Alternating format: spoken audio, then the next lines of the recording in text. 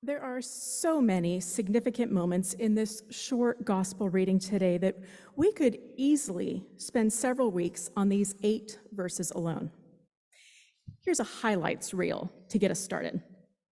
The significance of the location of Caesarea Philippi. The specific terms, Son of Man, Messiah, and Son of the Living God. The change of Simon's name to Peter. The symbols of the rock, keys, and gates. And what in the world does it mean to bind and loose things, whether in heaven or on earth? Admittedly, I'm choosing just a few of these for the sake of our limited time this morning. And I'm also choosing to begin with the genealogy found in the first chapter of the Gospel of Matthew. Some of us who grew up with the King James Version of the Bible call this the list of the begats. So-and-so begat so-and-so who begat so-and-so, and so on. We might also think of it as a family tree. However, 17 verses of this is enough to bore a person senseless. But it's important because critical to the story of the good news of Jesus as told by the Gospel of Matthew is the claim that Jesus is the Messiah. So how do we get into this? How do we experience this? Doug Adams was a professor of mine at the Graduate Theological Union in Berkeley, not Douglas Adams, author of The Hitchhiker's Guide to the Galaxy. Just to be clear. My Doug Adams was professor of religion and art and taught a class called Bringing Biblical Humor to Life, which I had the pleasure of taking from him. What you're about to experience is a presentation of his annotated genealogy from the Gospel of Matthew, and it's written as a melodrama, which requires audience participation, ensuring that no one falls asleep. So we're going to do a little practice before we get started. So we'll just go down the line one at a time, and when you see a word appear, you say that word out loud.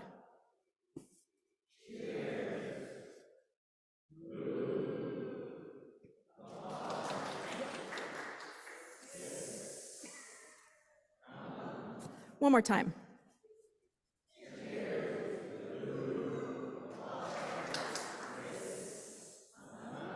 All right, you get it? You ready? Here we go. An account of the genealogy of Jesus, the Messiah, the son of David, the son of Abraham, the son of David, the son of Abraham, who pretended Sarah was his sister, let Pharaoh have her, and received many cattle. Thank you. Abraham was the father of Isaac, whose name means laughter. And Isaac was the father of Jacob, who stole his brother's birthright. And Jacob the father of Joseph and his brothers, who sold Joseph into slavery. And Judah the father of Perez and Zerah, by Tamar, who played the prostitute, for the sake of justice. Perez was the father of Hezron, and Hezron the father of Aram, and Aram the father of Amminadab, and Amminadab the father of Nahshon, a very fine captain of Israel. Nahshon was the father of Salmon, and Salmon the father of Boaz by Rahab the prostitute, who saved God's people. Boaz was the father of Obed by Ruth, the faithful foreigner. Obed was the father of Jesse by the father of King David. And David was the father of Solomon by the wife of Uriah, whom David had set up to be killed. Solomon was the father of Rehoboam, who was faithful to God through much of his reign, but abandoned God for 5 years. And Rehoboam was the father of Abijah, who had 14 wives. Abijah was the father of Asaph, who abandoned God at the end of his life and died of gangrene at the feet. And Asaph was the father of Jehoshaphat, and Jehoshaphat the father of Joram, and Joram the father of Uzziah, whose pride brought his fall. Uzziah was the father of Jotham, a very good king in every way, and Jotham the father of Ahaz, a very bad king in every way. And Ahaz, the father of Hezekiah, who restored the kingdom to piety and justice. Hezekiah was the father of Manasseh, who ruled as king for 55 years, but was evil for all 55 years. And Manasseh was the father of Amos, and Amos the father of Josiah, and Josiah the father of Jeconiah and his brothers, who were faithful to God throughout their lives, and were all deported to Babylon.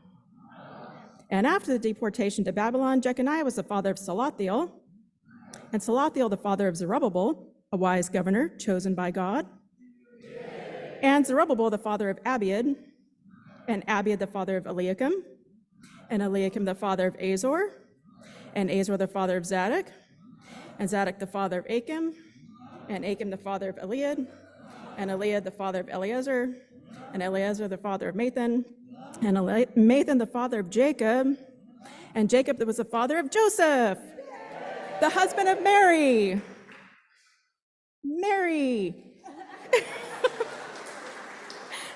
of whom Jesus was born and called the Messiah.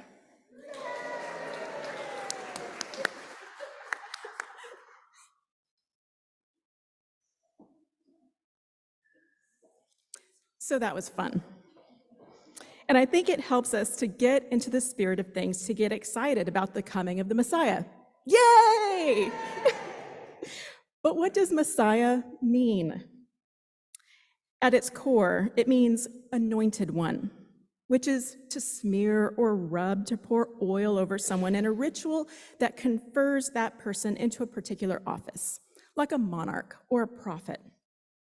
Well, there were lots of those in Israel's history, right? But a U2 song comes to mind at this moment. I still haven't found what I'm looking for. The Messiah of Matthew's gospel is one who, to paraphrase Warren Carter, is appointed to manifest God's saving presence and empire.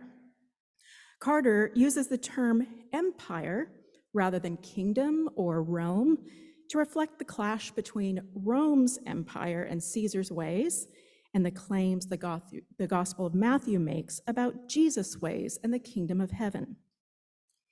Leading up to this moment, Simon Peter and the disciples have had many experiences of healings, exorcisms, feedings, and authoritative teachings. It makes sense then that here they are, finally recognizing Jesus as the Messiah, yay! And though Simon Peter's the first one to say it, of course he is, he's always the first one to jump. As a result, Jesus blesses him and changes his name. Name changes in the Bible are always significant and connected to new purpose and identity.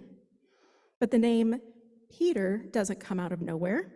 Previously, he's been called Simon Peter already, and scholars suggest that perhaps Peter is something like a nickname in reference to his rocky personality. There's a fun wordplay here when Jesus says, "You are Peter, Petros, and on this rock, Petra, I will build my church." It's cute, Jesus. This is an incredible exchange, so I just want to make sure that we don't miss it. This is a mountaintop experience. Peter finally gets it. Jesus is the long-awaited Messiah, come to manifest God's saving presence and realm. And when Peter sees this, Jesus sees Peter too. You are rocky, and this rock will be the foundation of my church. Wow. Peter's gonna mess up. Again, real soon, and a few more times. But it doesn't matter because Jesus sees Peter's truest self and claims him, giving him new meaning and purpose. But that's not all. In the same breath that Jesus says, "And on this rock I will build my church, and the gates of Hades will not prevail against it." Hades, the underworld, Sheol, it's the realm of the dead.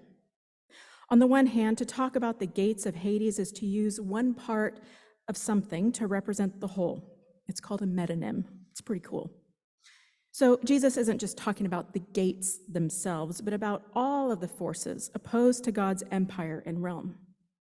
And he's assuring Peter that all of these forces will not prevail against the church, because Peter, and by extension all of the disciples, are given the keys to the kingdom of heaven.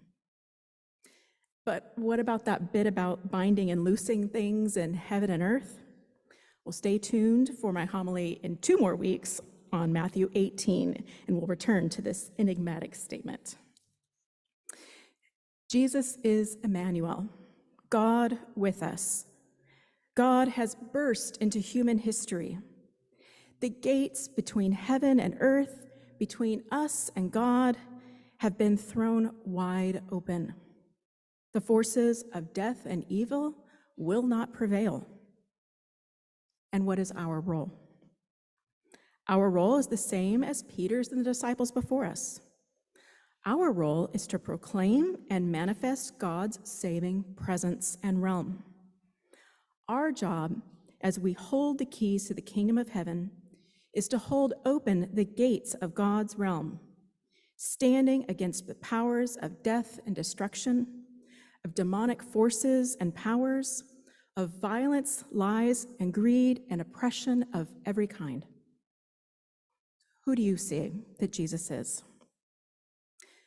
May you experience Jesus as God's saving presence. Choose to participate in God's realm and accept your own role in standing against the powers of death and destruction. Amen.